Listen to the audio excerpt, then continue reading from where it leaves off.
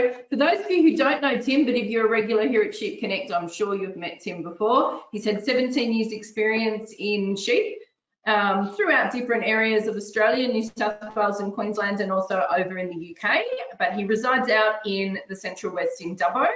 And he's the principal of a production and consulting firm out there, aptly named For Flock's Sake, which is pretty much sums up Tim's sense of humour. And he's also just started a new business, Sheep HQ in Dubbo, which is a Zoom-based consultancy portal. So welcome, Tim. It's great to have you back at Sheep Connect New South Wales. Thanks for joining us. Thank you very much, Fiona. Thanks for having me, and thanks everyone's day. We're busy people, so thank you for giving up your time and those who are going to kick off with the recording, coming up. So I thought, like, a seasonal update, October 2023. I kind of feel right now it's really New South Wales is the tale of two states, or maybe 1/3, 2/3. I suppose we've had such a change, and you can see here on this this is rainfall to date in percentile, and you can see for large parts of the state the heavens really haven't opened up. And I was speaking to a good friend, LLS vet Mark Dorfenberger, and I probably didn't appreciate that the South Coast was in the hurt locker as well. So very interesting period. And it's like every battle, nothing's ever the same, and so we're got some challenges ahead of us for sure. But I don't know how anyone else feels, but I feel maybe that the sheep industry in the last bit over a year is a bit like the wallabies. Like a bit over 12 months ago, I was down trackside in Adelaide. Cora Betty absolutely pumps Mapimpi into the sideline. We smashed the South Africans. We were on track for a really heavy-hitting World Cup, and then fast forward, seemingly 14 months, and here we are, out of the World Cup. We lose to Fiji, and it's like, what just happened? And I feel like the sheep industry is a bit the same. Like, a lot of us are just looking around, going, what just happened?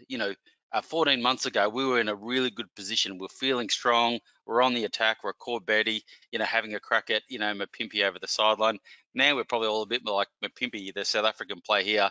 We've got a lot of challenges bearing down on us, and you can see by his eyes a few, bit of nerves there. Fair enough. Core Betty's a big guy. So, coming from that, I think about, well, how do I frame this up? How do we think about going forward and the challenges we face? And for people who've read a bit of Stephen Covey, you'll heard of the circle of influence. For those who haven't, basically what the circle of influence is all about looking at what's in our direct control, our indirect control, and our limited control, with the idea that we should focus our energies on things we have direct control over. And I think for so much of the sheep production system is that our joining date sets the whole calendar, and our joining date is 100% in our control. Everything can fold on from that. Things that are also in our direct control are, products we use, the choices we make, say with drenches, ram management. Obviously, as a vet, I'm a big fan of ram management. These are on an absolutely direct control. How our ram team takes the field are absolutely in our control. Things that are in our partial control will be our relationships with our suppliers, availability and scheduling of labour. Some of that is in our control, some of it a bit harder. But also, what's in our limited control. I put down here, what bullfeds do in Thailand, Nepal, Vietnam, India. Those things, that's where FMD, foot and mouth disease, are endemic, so it's always there. But what happens, Aussies traveling there, what they do over there is, really outside of a limited control. So I don't put much thought into that and much energy into that. Also, markets and rain, super hard. Like, we can't control any of that. So again, it's what in our whole production system can we control? Let's focus on that and try and shift the dial in what we can control. So, seasonal update. Well, common things occur commonly, and these are the diseases, we commonly see in sheep production systems in New South Wales. You can see here, this big fella has got, cracking case of brucellosis. But these, are the usual suspects. These are diseases that I think are relatively frequent in sheep production in New South Wales. Pulpy kidney, foot rot, Johne's disease, that's OJD, acidosis, cheesy gland, lice, fleece rot, dermo, fly, strike, brucellosis, that's ovine brucellosis, worms, you know, particularly over probably up until the last year, but I think even including up until this point, you know, worms have become they're already huge, you know, top 5 causes of economic loss in the sheep industry nationwide. But, you know, 3 wet years, we've built up this huge worm burden. So that's why, you know, typically worms feature so commonly, because it's a really common disease, but also something we actually have a fair bit of control over. So, you know, large parts of the state, you know, half the state at least, will be having, you know, drier than average periods. Is there any good news in that? 100% there is, because, you know, for some of our diseases, you know, sheep actually quite like it dry, and some of our diseases don't like it dry. So, you know, pulpy kidney, it's probably about the same. You know, a lot of people be moving into feeding programs. You can run into pulpy kidney issues there. Foot rot's going to go down. Johne's disease is going to go down. Grain poisoning and acidosis, naturally, as we progress into more feeding, we've got much higher risk there. Cheesy gland, I'll put that going up, and I'm happy for discussion on that one. My thought is that if people move into confinement feeding, you know, the incidence of cheesy gland goes up with the number of shearings, because we've got ewes typically in, you know, in pens, you know, coughing all over each other. You know, I think going into confinement feeding, I could argue that maybe those conditions might favour cheesy gland. Lice, I don't know, probably doesn't change. Fleece rot naturally will go down. Fly will go down. Brucel, ovine brucellosis probably stays the same. But, you know, our big foe, worms, yeah, don't like the dry weather. So there is some upbeats to that, and certainly I think the sheep prefer it a bit drier. What's the bad news? The bad news is that diseases don't care if it's dry, and they certainly don't care about market conditions. And I put this in as a little bit of you know, I suppose planning for the hope, and certainly for those parts of the state that are having average conditions. You know, there is opportunities, and certainly if it rains, there'll be opportunities in the current market to, you know, do some trading. But this is probably what I think about, you know, what's the risk? All roads lead to the Central West. This is sheep movements, common sheep movements since 2012. You know, we know when the last drought broke, we had sheep movement across New South Wales, a lot of wheeling and dealing, you know, and in my mind, I just went, you know, all bets are off in terms of what we think is normal endemic areas. And this is probably just a reminder to everyone, when things do break, or if people are going to do a bit of wheeling and dealing, remember, diseases don't care about market or, you know, rainfall, and we've got to be super careful, you know, because these are my top 5 biosecurity diseases. If people are going to move, or even if you're sending sheep away on adjustment, you've got to be mindful of when you've come, you know, once you let them out of your system, you've got to be mindful. By biosecurity rule number 1, you know, stole from the X-Files, you know, trust no one. So, you know, my top 5 biosecurity diseases, if you're going to be sending sheep away or trading sheep in: foot rot, ovine brucellosis, Johne's, lice, and resistant worms. And this is why it's so important to have a biosecurity plan in place, because it gives you a framework how to assess these risks. You know, I think of foot rot, you know, we've got to assess and manage that risk.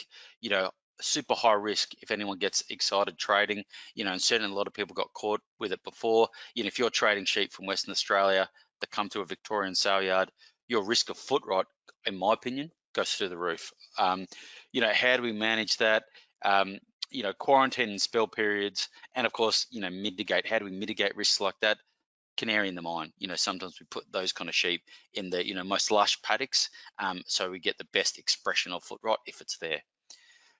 Ovine brucellosis, Bruso, you know, 101, buying rams only from accredited studs, and of course, the cheapest Bruso insurance getting around is annual pre-joining ram exams.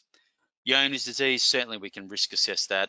But like I said, in periods of high trading and the, you know, I suppose the evolution of online trading, we know that things can be wheeled and dealed really quickly.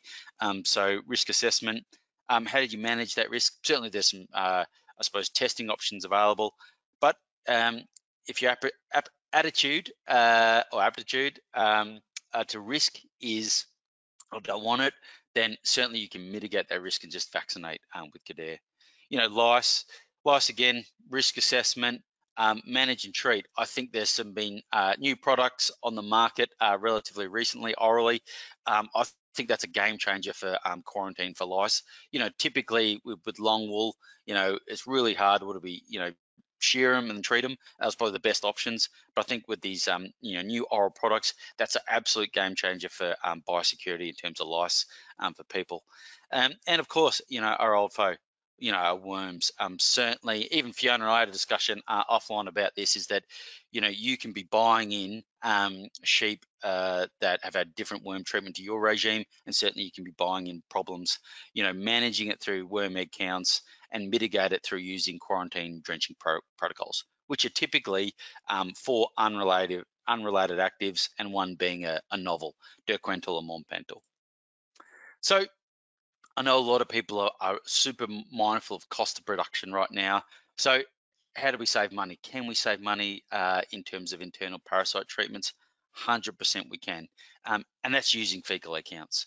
I think, fecal egg counts are an absolute mission critical for sheep production systems, but one, to help you get ahead of the game, but two, to save you money, drenching when we don't need to. Using fecal egg counts. Certainly at my time, I used to have a vet clinic in Warren, and certainly we were on the border of a couple different worm boss zones, and we used fecal egg counts a lot as almost why we don't drench. And certainly we had some big clients out there that we saved a lot of money, but probably less about the money in my point. It's just time. I think for most sheep producers, their most scarcest resource and the most valuable one is your time. And spending time mustering and drenching sheep when we didn't need to, complete misuse of that resource. You've got sheep production systems, small businesses, and in the small business, the CEO, the CFO, COO, the guy at the top and the guy at the bottom are usually the same couple of people. So our time's so valuable. Using fecal egg counts, make sure that we only drench sheep when we need it, and get on top of it. I just put it here. I put the iceberg here because by the time you see sheep that you think are wormy, there's a whole group of them under the water that have got subclinical losses. So you are losing even wool production, or if they're young sheep, meat production. If you already get into that tail, so you don't want to wait till then. Use fecal egg counts. Certainly, there, a lot of the rural resellers will have these, in-house testing kits. FecPack's 1 unit. I've got one of these. Fantastic. And what it does, and I've got a lot of clients with them as well, what it does, all these systems and using regular fecal egg counts, it just gives you guardrails in your system. Everyone's so busy, you've got so many different facets of business, sheep production, cropping. Using fecal egg counts, make sure you stay, on the road and you don't, head off the edge of the cliff, using fecal egg counts as your guardrail system. Here's something I've thought about. Definitely a take home from the last 3 years is the cost of seeing what happens. The cost of going, those sheep look okay. We'll just see what happens. I think about it. If you get a really big worm burden in your weaners, and you might say, get 1,000 eggs per gram, that might be chipping your weaner growth, by 30%. Say they're heavy hitting, they're going at 300 grams. They could be, but you've got a big worm burden. It's costing you 100 grams in growth a day. And I think about that. I think, 100 grams of growth a day times 7. That's 700 grams of live weight per week that you're missing out on. Yield 45%. So what are we down to? Maybe 300 grams of saleable product per week. $6 a kilo. That's $2 a head per week in opportunity cost that's costing your business. The cost of seeing what happens, and I think about that a lot. And fecal egg counting, absolutely filthy cheap. Running it into your local rural reseller, getting an on-farm kit. I think they're just, it's so easy to do it now, when maybe typically we had to wait, those 7 days to send it away to a lab. So there's so many good options out there right now. And this is probably my last thought that I picked up, from the last couple of years, probably becoming less important, but also to be super mindful of. We can always treat the worms inside the sheep, but the paddock is something we can't treat.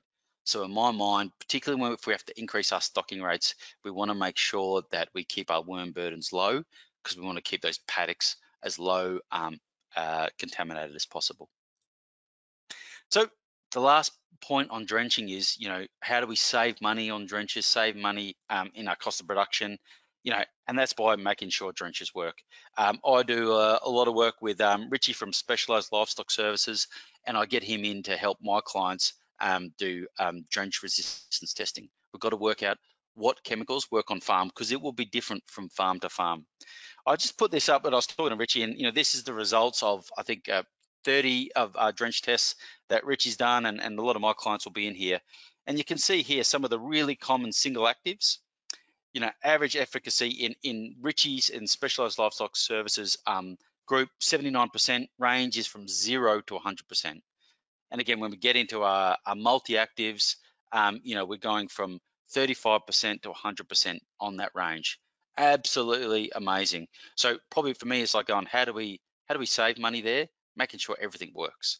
Fecal egg counting, again, doing that 14 days post drenching. Your worm egg counts then, super important. And probably my final point on making sure we get the best bang for buck, and we don't have to, I suppose, use your time and excess chemical, is just doing the data collection properly.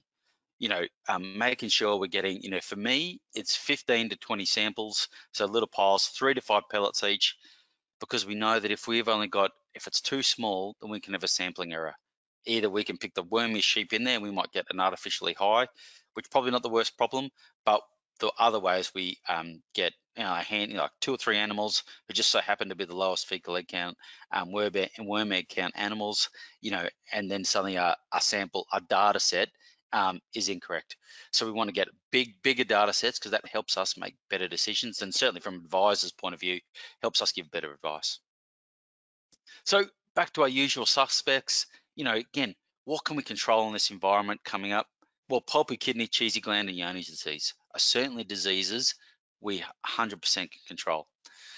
And again, in this period, we want to make sure we get best bang for buck for every dollar we spend on animal health. And for me, we're just doing simple things properly. Interesting enough, this is a national producers survey back in 2019, and only 50% of the 1,200 sheep producers they interviewed, only 49% did the full vaccine program properly. That's an annual booster for our ewes, our breeding stock, and at marking and weaning. So my comment is, when we're under market pressures, there is temptation to start dropping things off. But vaccines are a little bit like thongs. Like I show on this graph here. Yeah, one you could argue is probably better than none, but we need 2 to really get anywhere. And so that's just a reminder that when we're looking at where we can address, I suppose, mitigate some of the costs in our production system, that skimping out on one vaccine, really takes us backwards. And probably the biggest one, I've heard about, where people are going, well, what about Johne's? It's dry. Can we drop that one out? And this is probably just a quick, reminder. Johne's disease, what is it? It's a bacteria caused chronic wasting and death. So basically what it does, the bacteria over time proliferates in the intestines, and then in the internal, I suppose, the absorption layer of the intestines just gets leathery. So they just can't absorb any nutrients. The impact is it's a wasting disease. It's generally after 2 years of age, and mortality rates, can get quite high. So it's one of those things you can drop out of the vaccine program and think everything's okay, but in a couple of years' time, it'll catch up with you. And this is probably, this is out of making more from sheep. And I really like, because it's the holy trinity of Johne's disease. We need, sheep that you've got low immunity. We've got an abundance of Johne's bacteria and environment. Currently, with the weather conditions, our environment's coming down. Johne's bacteria can hang around for a fair bit. But this is the comment, is that if you start allowing if you're in a Johne's area, or have had Johne's on farm, and now you're dropping out of that program, you now are increasing the likelihood of having a problem down the track, because you're having all these animals with low immunity that can pick it up. So my comment to that is just stay the course, and you're really kind of investing in when things are getting better. So dry times. What are the problems with feeding? I love this saying, no plan survives first contact with the enemy. I think it's almost a daily selling for me. I don't know how anyone else feels in their farming enterprise, but we have these great plans that something breaks or there's an emergency. And, I say to a lot of people that, from my experience of running mixed vet practices, I think a mixed vet practice and a sheep farm are typically very the same. Everything always happens on a weekend, when you want to be somewhere else. But these are the problems I see going ahead. We've got your dry time's coming. We're going to have vitamin A deficiencies. That's going to be on the radar soon. Acidosis, certainly. Uroliths, water bellies, and hypocalcemia in lambs when we're feeding. And I know next week there's going to be a webinar by Nicole Log, and she's going to cover a lot of this. So it'd be definitely a not to miss one coming up. But I thought I'd just quickly cover uroliths. I've had a lot to do with this over the years, and I know that's not a sheep, but I suppose it's just a really good diagram. And certainly if anyone has any potty goats that love eating dog food, you'll be experiencing this potty goat. So yeah, definitely. But I suppose the picture is really quite good, because what urolith is, it really kind of gets itself lodged in the sigmoid flexure. What is it? What is water belly? Typically it's a urethral obstruction. It's most common in wethers, because when they're castrated, one, they've got a sigmoid flexure in that penis, but also the urethra is quite narrow. And you can see here, this is another picture of a ram this time. That sigmoid flexure, it's a massive U bend. So what that means is really easy for crystals to accumulate there, but also really hard to unblock them if anyone's ever had rams with it and take it into the vet. Typically it's a nutritional problem, and there's calcium phosphate and carbonate crystals, predominantly the main causes. Clinical signs typically is just, dribbling of urine, biting and kicking at the flanks, almost colic-like symptoms. And generally what's the consequence of this problem is, they can either pass some of these stones, or they can get a urethral obstruction and rupture or a bladder rupture. And that's when typically we see that water belly with urine underneath their skin. I think I see that more, that true water belly look in steers in the feedlot, but certainly you can see it in wethers. So risk factors, low roughage diets, so high concentrate diets are up there, phosphorus, calcium, magnesiums ratios that are out of whack, high oxalate and silicates, they're actually in some types of native pasture, and poor water sources. And this is when I've seen it in dry periods when people are doing a lot of feedlotting, is that changing of rations quickly. Even between batches of pellets, I saw in the last drought, even if you change a batch from the same manufacturer quickly, the phosphorus, calcium, and potassium ratios can really change really quickly, and that can precipitate a bit of a crisis there.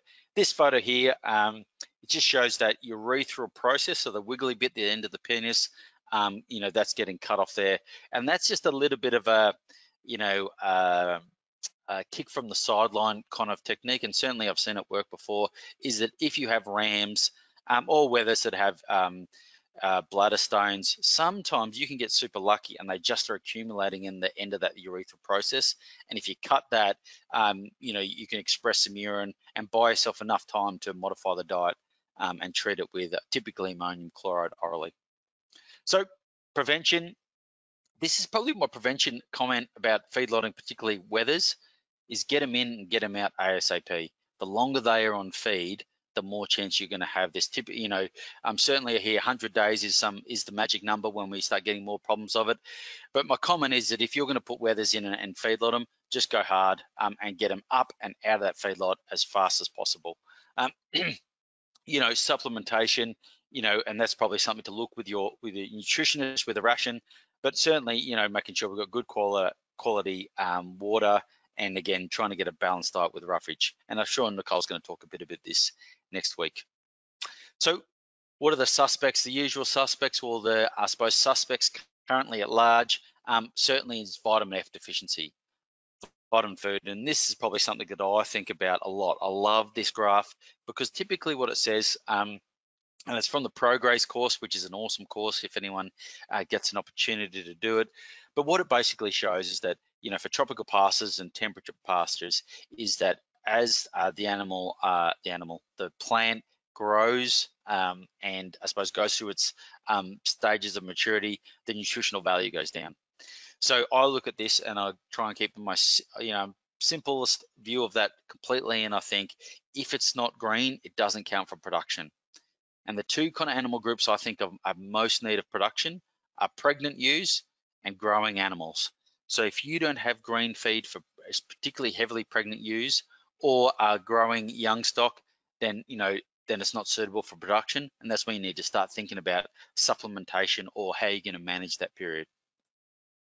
So, and this is vitamin F deficiency, and I love this graph. This basically represents the energy requirements of a 65 kilo merino ewe, throughout her kind of, I suppose, production calendar. So you can see here, when she's a dry animal, 65 kilo ewe, so it's quite a big ewe, she needs 10 megajoules a day just to keep, that's called the maintenance energy. So that's the same as turning my car on, doesn't go forward or back, it just kind of kicks along. So it kicks along here at 10 megajoules, and you can see, and this is days of pregnancy, you can see here it kicks along day 80 to day 90, and at day 90 we start kicking up a gear, because from day 90 to day 150 pregnancy, that's when we get most of our fetal development. So the other great thing that happens at day 90 is typically day 90 is when we scan. The day your rams go in is the day you book your scanner, and that's typically around day 85, day 90, somewhere in there. So you can see here as the energy goes up, we hit day 150, they lamb, then we get this huge spike, and it comes back down here. Where this is important is just to recognize where your sheep are, and then how are you addressing it. If, again, like I said before, if you don't have good feed in this period here, what can you do about it? And this is the way to work out, where are you sitting? Body condition scoring. It's probably the central tenet of the lifetime ewe management program. And basically for the individual ewe, it's their fuel gauge. For us as advisors and you guys as producers, it's your altimeter. Where is my flock sitting? And that's a really good tool for people who don't body condition score. Super quick, super easy to learn, and just gives you some really good data. And there's, here's the table up here. But basically, why is it important? Because it helps us put a number on something, and we know that body condition score drives success in ewes. 100% it does. There's been a stack of work through the lifetime ewe management about how this works in merinos, but certainly there's data coming through, even from Dorpers. We all think they just get fat and they stay fat, but body condition score influences their reproductive success as well.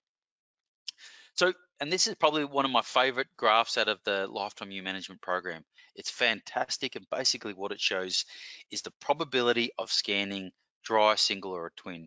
And you can see here on body condition score, as the body condition score goes up, our net reproduction rate will go up, our dries go down, and our singles go up initially, and somewhere north of 2.5, and this will depend on, the genetic makeup of your sheep, where this tipping point really is, maybe 2.8, they'll kick on from being a single to a twin. So there's so much value in understanding where your sheep are, particularly if you're going to come into joining and it stays dry, understanding where your sheep are, because your ability, coming out, 2 months out, 3 months out from joining, understanding where this number is, helps you either, manage it, and, if that means supplementation feeding, or at least manage your expectations and understanding where you're sitting on this graph. So important. So that's great, Tim, but what can we control right now in our production system? And right now, for a lot of people, the time of weaning is something we can absolutely control. I'm running a T90 course at the moment, weaning it down at Cairnpole Merino, and I borrowed this graph out of that program with their permission, just to show it's a pretty cool graph, and it comes from a more southern-based system. But you can see here, in that system, they're lactating. This is their body condition score in the months of the year. They're lactating, they're losing condition as they lamb into spring. But then they wean, and then we can see here different weaning at different weeks of age for the lambs. And you can see here that the earlier you wean, so this is weaning at 8 weeks, the earlier you wean your lambs in this production system, but it's across, I think, all sheep production systems, the more time you have to allow that ewe to put back on condition score naturally to get back in good nick, because remember we said body condition score will drive ovulation and scanning success. So the earlier you can wean, the more time you can give that ewe to get back to a good body condition score for next year.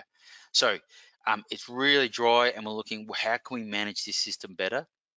Early weaning represents a really good opportunity, one, to help the ewes get ourselves ready for next year, but also to manage the ewes and the lambs differently, because they've got absolutely different energy and protein needs. So, weaning on time every time. And this is another great graph that shows the weaning age and the percent of lamb energy in the milk. So what you see here is, of course, we're in the first 4 weeks of life that they're monogastrics, just like us. At about 4 weeks, that's when their rumen starts developing and they start eating for themselves. And you can see here from 4 or 5 weeks onwards, the percent of their energy they get from mum drops significantly. Even at here at 10, 11, 12 weeks, you can see that's down to 10%. So what this tells me here is that there's no strategic benefit, or there's certainly no biological benefit from weaning later, and that we can wean earlier here because the percent, particularly this will be more for twins and singles, the percent of their energy they're getting from mum is decreasing.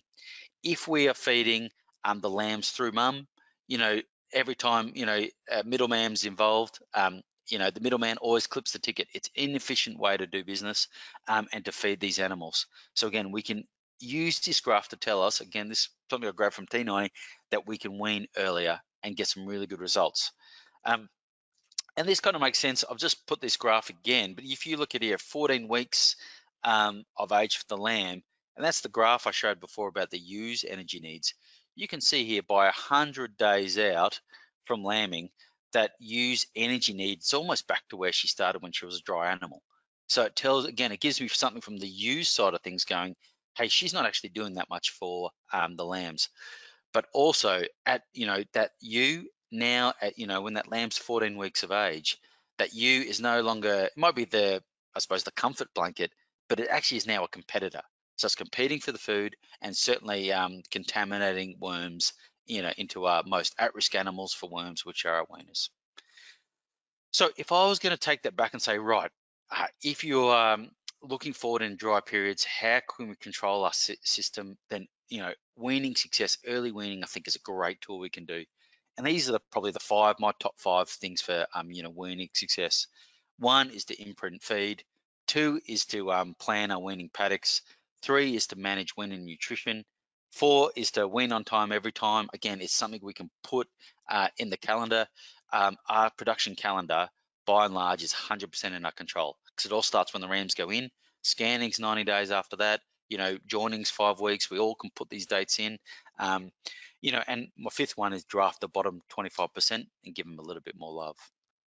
So number 1, imprint feeding. So what does imprint feeding mean? People always say sheep are stupid, but I completely disagree. They've got an algorithm, a decision-making tree in their head, and it basically goes, is this food? Yes, no. Can I eat it? Yes, no. Is it good for me? Will it give me a bellyache? So they actually go through a bit of decision-making to work out what they're going to eat. What this means is that if there's a delay in that decision-making, like I'm a merino weaner, and I don't really know, and my mum just got taken off me, then there's a lag. If there's a lag, then there's periods when I've got to use my own internal energy and I start going down. And once I'm using my own internal energy, particularly protein, then the world gangs up on me. I get high, I can't fight worms as well, can't fight flies as well. All the diseases gang up on me. So imprint feeding is when we feed, we typically trail feed, but feeders, you can work that as well. The lambs with the ewes with lambs at foot. So the ewes now are the teachers to the lambs, going, hey, this is what it is. This is what barley looks like. This is what lupins look like. It's safe to eat. Typically that, might look at, maybe 7 to 10 feeds over 2 weeks until 90% of the lambs are eating, and then you've imprinted. So now when you wean, those weaners know exactly what they're doing. They know exactly what the food stuff is. But interesting enough that there's been some good studies that show that they'll actually remember that for years to come. So even if you're down in maybe the the bottom third of the state, you know, around Wagga, maybe you're going, oh, it's actually pretty good. Say Cowra, looks pretty good. I was there the other day, you know, but by imprint feeding, then you're planning for, you know, even if it rains for you and you're going well, you're planning for a year out, 2 years out, because they'll remember that feed source. Again, I love this graph. It just shows the percentage of shy feeders if you've been not exposed to supplement on the ground and in the troughs that they're going to get feeded in. And you can see here, there's a huge difference in the number of shy feeders. Again, it's all about controlling what we can control, and certainly imprinting. We can get mum to teach the lamb what feed is, so when they're ready to wean, and if we're going to wean early, they're not going to get backwards. You know, little weaners that get set back again. I think it's like a, you know, the Dubbo Roos or you know, running at the All Black backline. You just get monstered if you're a little merino weaner and you don't have you know, a lot of growth in front of you. So again, what's another secret to success is, of course, preparing weaner paddocks. They need the, you know, really good feed to get going, but also we want to put them into safe zones for worms. This graph here I got from Worm Boss, which is a great, you know, generalized resource, and it just shows you the survival of larvae at different temperatures. Again, you know, the upside to the downside of dry periods is that larvae don't survive very well. But interesting enough, over the last year, certainly in the Central West, you know, we've seen larval, you know, Barber's pole has been present in this production system the whole year round. Again, all bets are off, but how can we work this out? Using feed collector count systems. So again, spelling paddocks and giving them as long as possible for your weaners makes them safer for our most at-risk animal. Now, the other part of, you know, what can we control in dry periods is this weaning space, is that, you know, weaning nutrition, weaners need protein. You know, by and large, I know the nutritionist will hound me down this one, ewes don't really need that much protein. Our weaners need a ton of protein. And I love this graph, and I got it from the Winning with Weaners workshop that AWI are currently running. And basically it shows the different growth rates with different amounts of protein and energy in the feed. I think of this graph as, I think of, you know, the number of stands in your shearing shed and the number of shearers who turn up. If you've got 10 shearers turn up to a 7-stand shed, you cannot go any faster. And that's the same as if you've got a really high energy diet and you don't have enough protein in it, that you won't get the best out of it. You can't grow faster because protein becomes the rate limiting step. You know, and that's why typically, you know, definitely heard in the last drought that people feed, you know, oats full noise to weaners and they're going, Tim, they're not growing. And it's just because there's not enough protein. There's not enough stands at the shed. You know, they might have tons of energy, but again, we need to ratchet it up. As the number of stands go up in your shed, you need more shearers, and likewise. So that's just a reminder, and why we need to think about protein, because those weaners need that protein, because protein represents how they build the building blocks of their frame. We need to get them up and get good growth platforms. If they need to use their own protein to, you know, feed themselves, they're taking what I think is the, you know, protein is the bullets of the, you know, immune system's machine gun. You take the bullets away and then they're defenseless. And finally, my top 5 for weaning success, particularly if you're going to do this at a younger age, you know, is take care of the bottom 25%.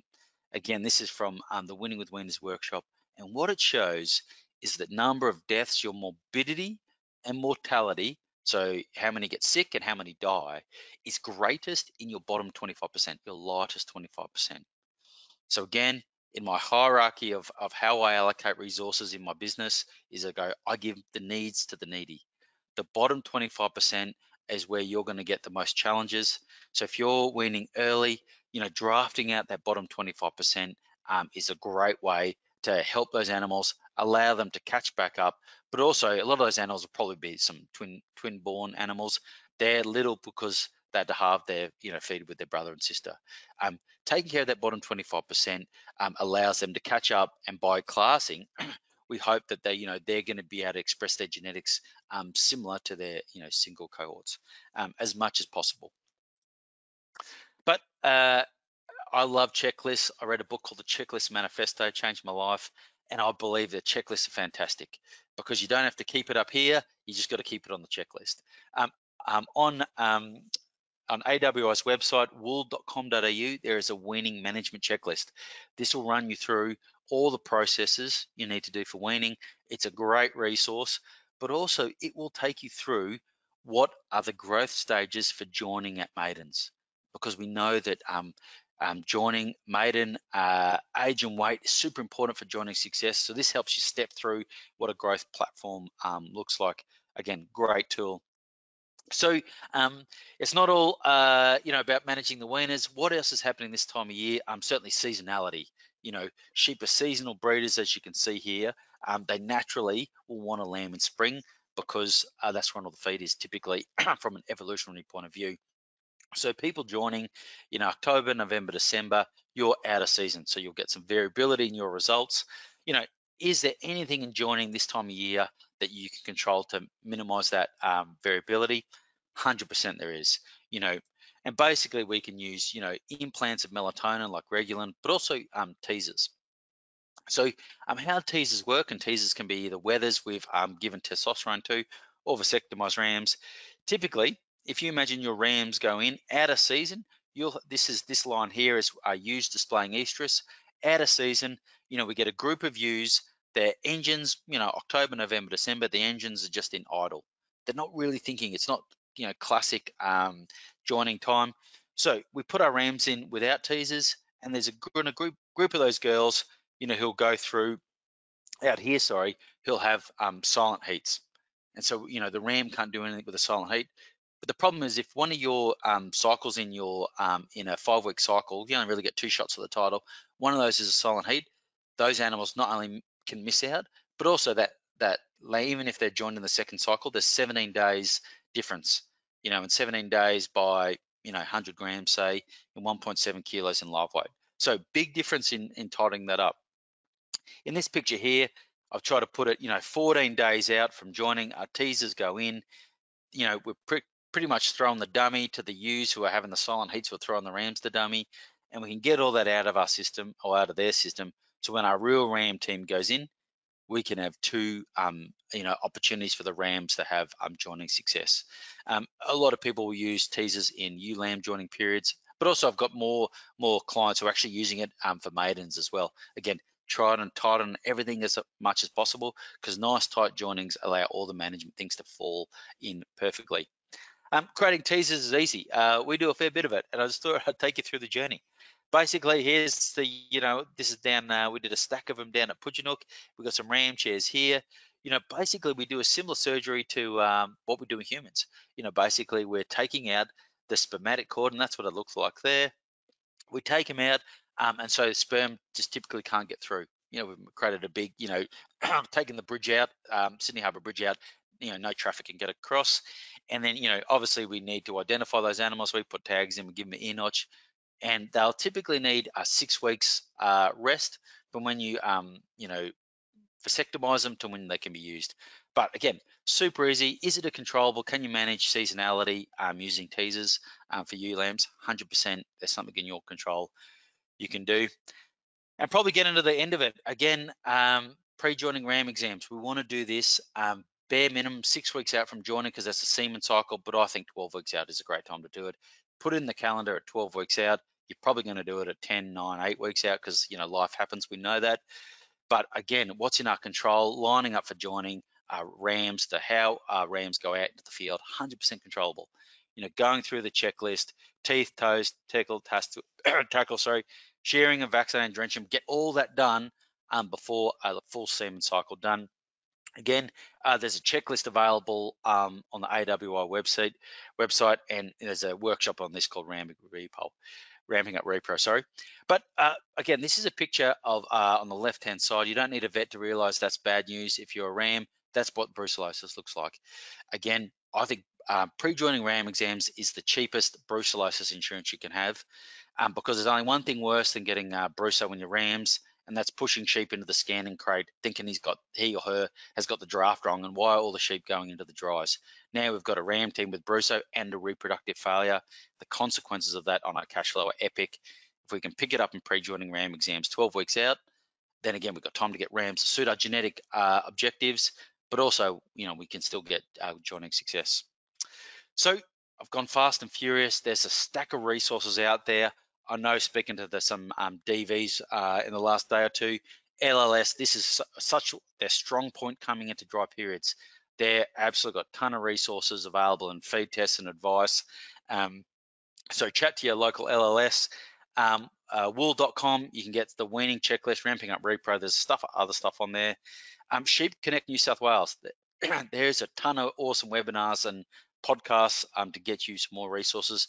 There's Winning with Weaners, a big version of what I kind of briefly touched on.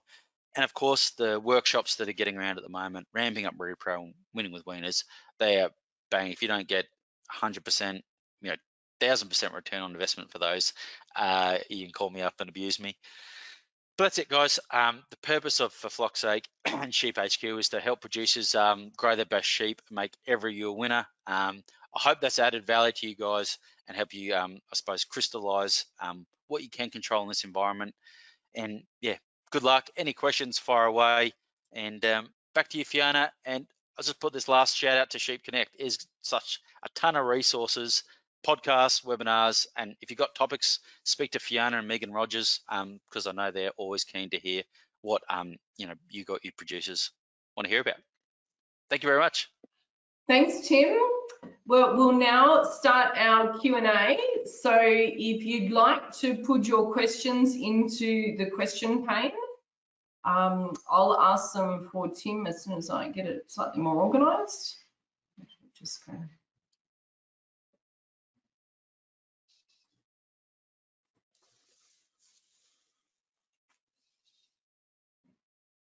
Boy, that, Fiona, I know next week, Nicole Log, just a reminder, she's doing a webinar on sheep feeding. You can't get too much of information on that kind of stuff, even refreshers. Some of the challenges, there's a lot of acidosis problems going around, hypocalcemia lambs. I know a lot of the DVs, even some urea poisoning with supplementation in sheep. A lot of nutritional problems coming up for people pivoting to, some dry sheep management. So really, it's so important to get advice, speak to the LLS, speak to your nutritionist, speak to your vet, just get advice to make sure you don't have to, what's that book, Keith Cunningham, The Road Less Stupid? Like, other people have paid that dumb tax for you, don't have to pay it yourself. So yeah, get information while we're waiting for the questions. Thank you. My question pane's disappeared. So if everyone could use the chat function, because I now don't have your questions, but I have someone's hand raised, so that's Russell/Stephanie. I'll unmute you my end. So if you'd like to unmute yourself, you can ask your question direct to Tim. Yeah, sorry, it's Russ Pritchard speaking. Just wanted to know a source of vitamin F. I haven't come across this. Oh, sorry, Russ, to confuse you. That's just me being funny. That's a vitamin food. Sorry, I apologise for the confusion. Yeah, it's just my comment is where vitamin F is what drives everything. So vitamin food. So apologies for everyone. Vitamin F, not a problem. But A, D, and E, again, that's probably something I know Nicole's going to talk about next week, is something to think about on the horizon. But certainly, okay. Yeah, just energy and protein. And that's why I put this graph in here, Russ, is that, I'll get to it in a second, is just here, because you can see here on this one, and if you haven't done a ProGraze course, like, they're really, really good. But you can see here is that as the plant moves from, being green and starts drying out, then the digestibility goes down and the energy goes down. What we know down here, Russ, is that it doesn't matter how much dry feed you have. If you are a young animal or you're a pregnant ewe, you physically cannot eat enough of this to help you along. You're going to lose weight a lot. So that's sorry, Russ, for the confusion. That's just, I suppose, it's just making sure we've got energy and protein. And for our mature ewes, energy, I think, is the most important.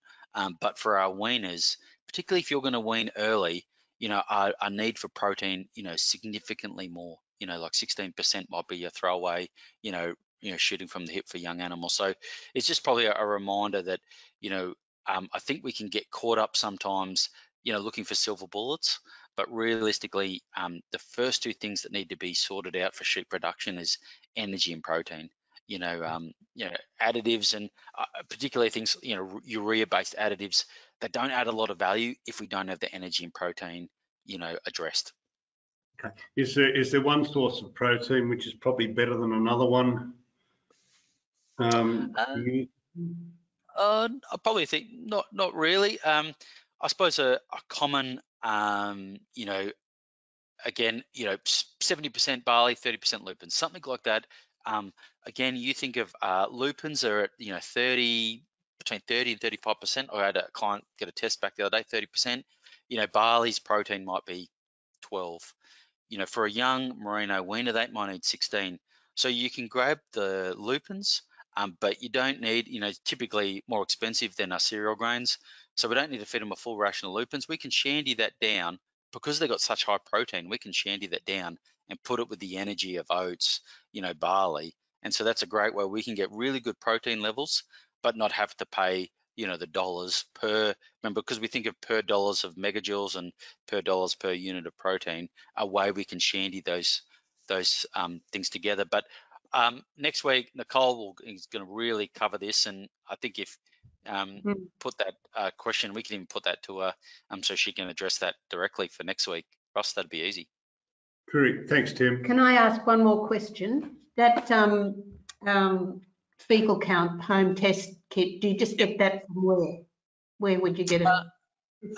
Yeah, so if you want to send me an email, I can give you the link. There's a couple different ones. The two most common ones you'll see around would be FECPAC and Parasite. Both really good system, both have pros and cons. But typically, most parts of New South Wales, I would think, would have rural resellers that will have those machines. They've become really common. Yeah, okay. Thank you. But if you want to send me an email, maybe Fiona, if you could just put my email in the chat for you guys, I can give you some, some websites where you can have a look and go from there. Okay, thank you. Thanks very much, Tim. Thank you. Easy, Russ. No worries. Right. Tim, do you just want to go back to your intro page that's got your contact details on it, and we can leave it on the screen for a minute? Thanks, Russ and Stephanie, for those questions. And yeah, Tim's sense of humour is going to bring him unstuck one day. Yeah, I've got some dad jokes. Sorry about that, guys. Sorry, I'll go the other way and I'll get you my email.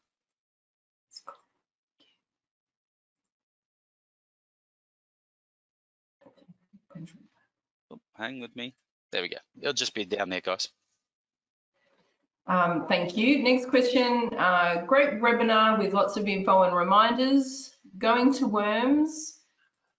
When we are doing our own counts and getting high variation in samples 0 to 80, do we still work on the average count or drench with an drenched individuals with the few high counts?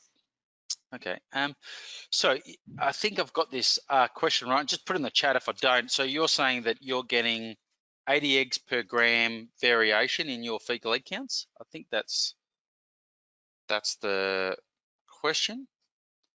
Yes, I'm just having a few IT problems expanding things out. Okay. So I don't know if you guys can see that. Imagine that's a bell curve of results. We're going to get, when we do any kind of biological sampling, we're going to get some variation. It's called the standard deviation. We get a little bit of variation there. 80 eggs per gram variation, I think, is pretty par for the course. I wouldn't be worried about that. If you're getting 500s variation, then, I think, again, like I said before, I think you make sure you're getting tons of animal sampled. So 20 piles, 3 pellets. Remember, you've got to get the same amount of feces from every animal. Because if you get a big handful from one and only a little bit from another, then you're going to get weighting in that sample. The best thing if you're doing it is... Can I just interrupt? Belinda said that she will unmute her so that she can get the question right. So you just need to unmute your hand, Belinda. There you go. Yeah, hi guys. Thanks so much. Yeah, Tim, so the question really is, large UMOB recently did a worm count. We do them every 4 weeks, but we do them ourselves at home. And the counts were sample size not enough, obviously just from your little things. I did 10, but 0 to 80. So that 80, multiplied that by 30, it was quite a high count. So our average for that mob using that sample was 540 eggs per gram, okay? Yep. So we're planning to drench them. We moved them to a fresh paddock, planning to drench them in 2 weeks because that's when they're coming in to be joined. But with the 1 or 2 really high counts, that concerns me. Should we pay more attention to that? Clearly, we've got a bit of a problem there. Should we be looking to drench them earlier, or happy to keep the average just rolling on? I think at 540, you're probably at a cusp. Because if you're coming up to joining now, my take would be play it very aggressively. This is, right, without understanding your production system, but because I think if you've got 540, maybe you've got, remember the standard deviation, maybe you've got some ewes who are quite higher. I don't want anything interrupting the reproduction engine coming into joining.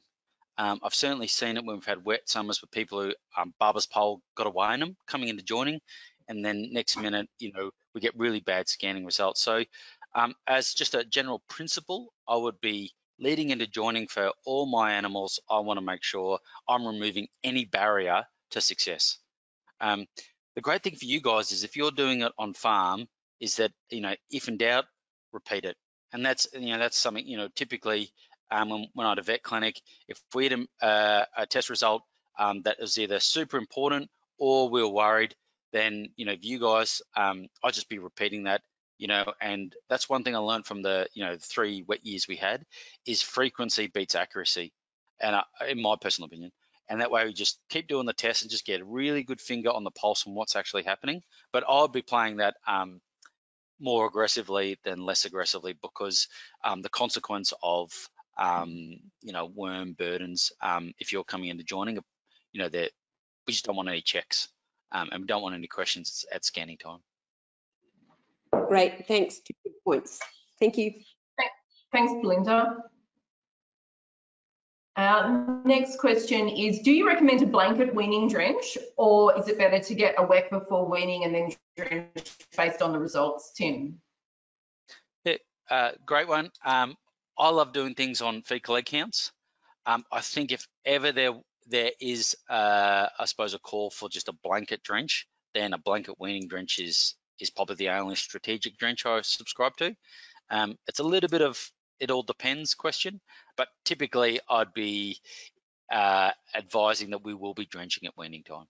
We've had ewes that are heavily pregnant ewes, their immunity goes down, so the worm burns go up because the worms get a bit of a free kick, and you've got high risk, at need animals. So typically weaning would be a period when we might strategically drench and roll it out. And in our Winning with Weaners workshop, we talk a lot about this, and it's really important to be moving them onto a clean pasture. So you don't want to be taking any worms onto that clean pasture, because those weaners have to hold themselves for quite a while without their mothers and getting onto their nutrition. So you don't want to be dumping worms onto your pre-prepared weaning paddocks. Next question. It's an alpaca question, Tim, so feel free to pass, but hold on. Oh, no, sorry, Debbie, you're still online. Actually, your whole question hasn't come through. The sentence is chopped off halfway if you'd like to retype it. I'll move on to Lockie's question. For the imprint feeding slide, and you're welcome to bring that up, Tim. Tim mentioned feeding into trough. Is there a preferred trough option for paddock feeding ewes and lambs? Great question. You mentioned cow feeding, though.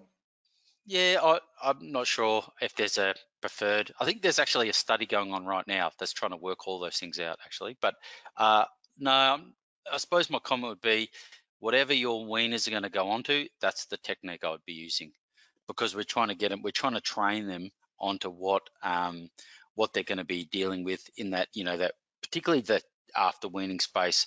Again, we're trying to reduce all the barriers to them having any setbacks.